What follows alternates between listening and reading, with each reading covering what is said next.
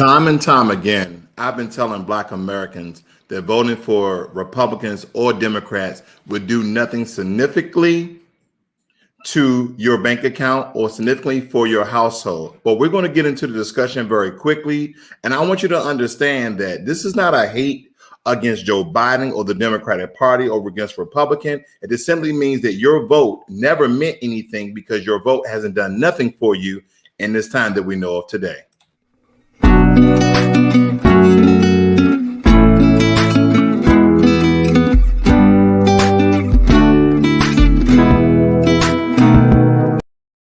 I think we first must remember what Joe Biden told the Black community when he came out.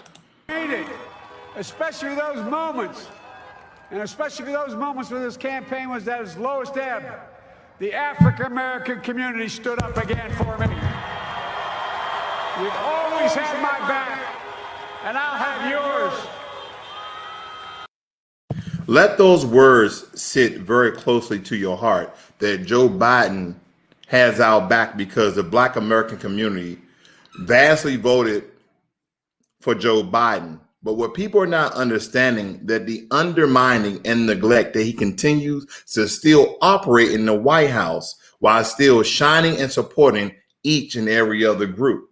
And this is what we're not understanding. Now, first and foremost, we understand that this new propaganda is on the wave with Stop Asian Hate. And this is mostly directed to the African American community, which has come to us by storm.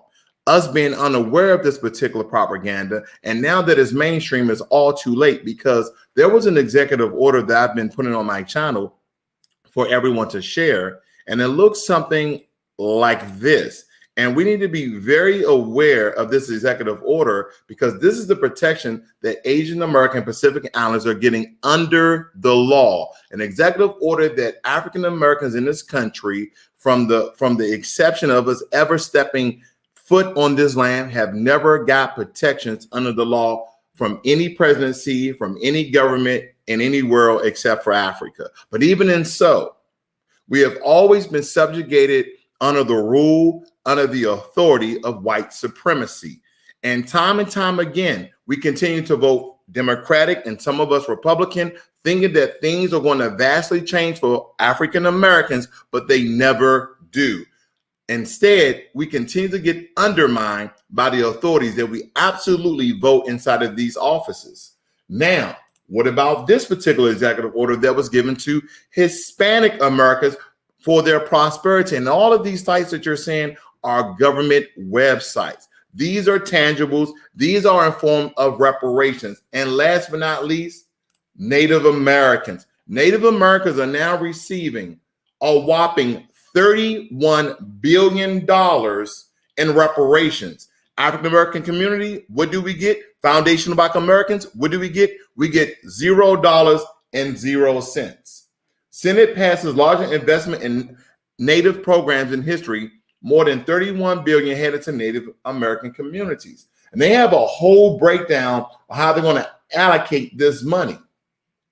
Indian Health Services, $2 billion for C-19, $2 billion for lost third-party medical billing reimbursements, $600 million for health facilities, $500 million for clinical health services, $420 million for mental and behavioral health, $140 million for improving health IT and telehealth access, $84 million for urban Indian health programs, $10 million for potable water delivery. So essentially, Native Americans are receiving an addition $6 billion in reparations on top of the annual budget reparations that's already set aside for their institutions, for their schooling, for their health, for their food, and also for their casinos.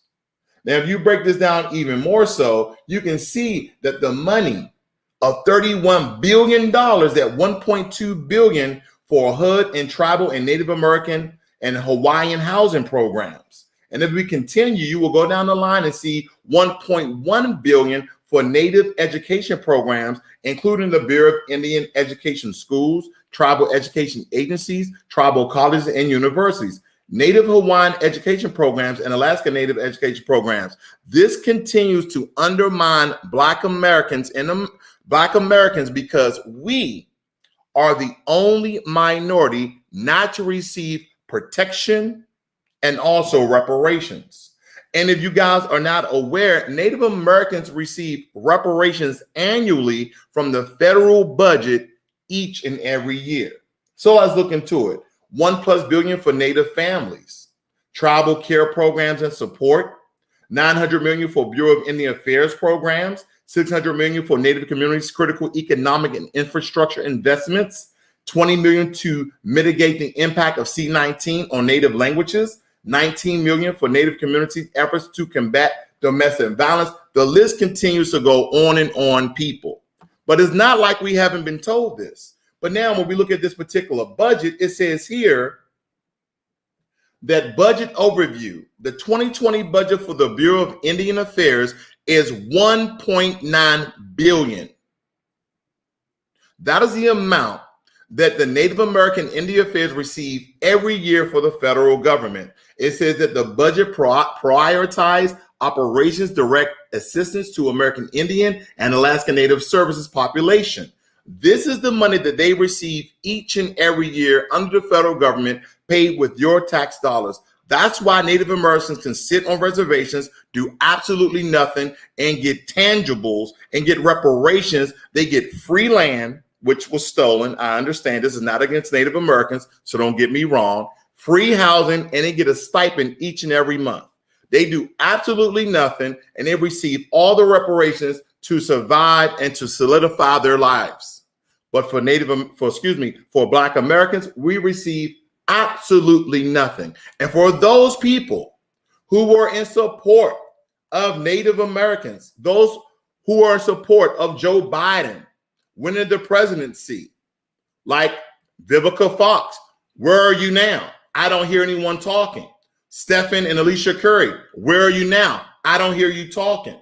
The list goes on and on of those Black Americans who supported Joe Biden. And now you can't hear a beep, a blimp, or a comment from any of these people. Tracy Ellis Ross, where are you now?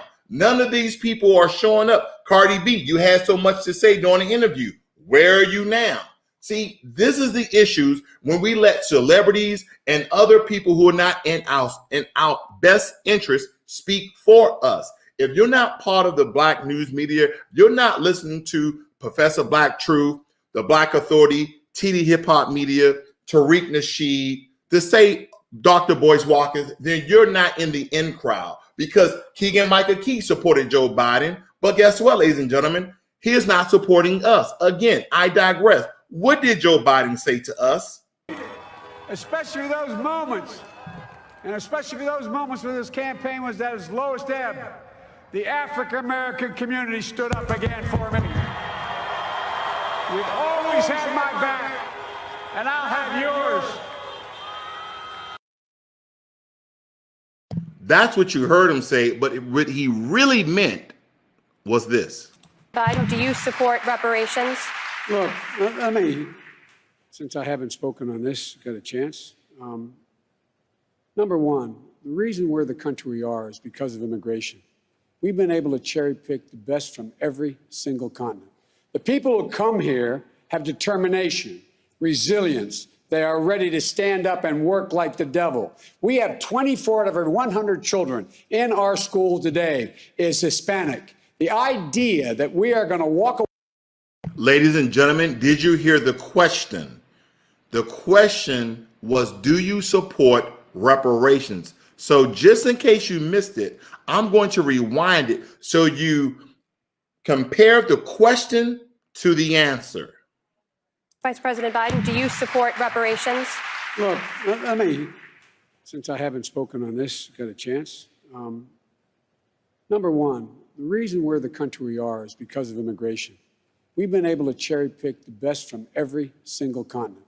The people who come here have determination, resilience. They are ready to stand up and work like the devil. We have 24 out of every 100 children in our school today is Hispanic. The idea that we are going to walk away and not provide every opportunity for them is not only stupid and immoral, but it's bad for America. They are the future of America, and we should invest in them. Everybody will benefit from it, every single American, and you should get used to it. This is a nation of immigrants. That's who we are. That's why we're who we are. That's what makes us different, and we should invest in them. Thank you, Mr. Biden. Undermine, neglect continues to go on in the Democratic Party as well as the Republican Party. We have to be very aware of the times that we're living in and that we are the bottom class. Even though in population we're the third minority, we are being treated as the criminal class. We are now have this propaganda about Asian hate that Black Americans is going around just attacking Asian. We know that this is a farce. We know this is been trumped up by some political agenda to undermine us, to take away from the real issues. Now we understand that the incident that occurred in Minnesota yesterday, that a 20-year-old unarmed Black man once again got gunned down by the race soldiers, aka the Minnesota Police Department.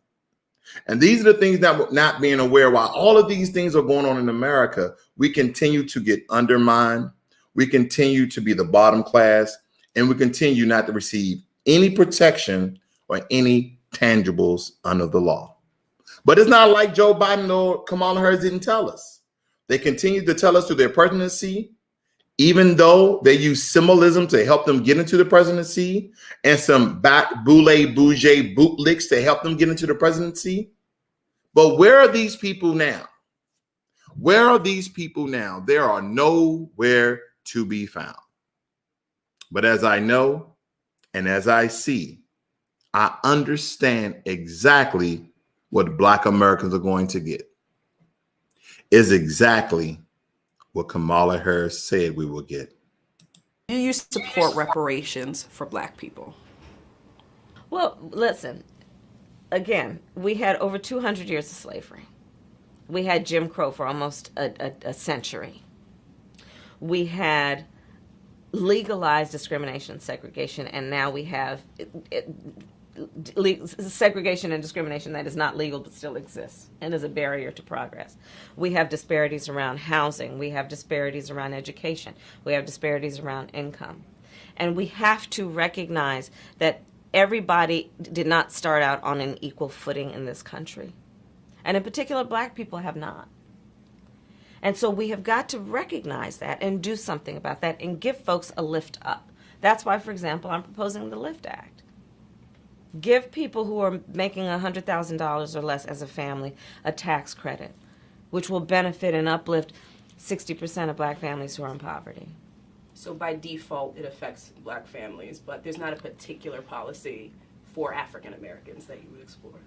But no, if you look at the reality of who will benefit from certain policies, when you take into account that they're not starting at the same place and they're not starting on equal footing, it will directly benefit Black children, Black families, Black homeowners, because the disparities are so significant. So if we focus on the specific issues that have resulted in the greatest disparities, and we understand that that's part of why we're doing it.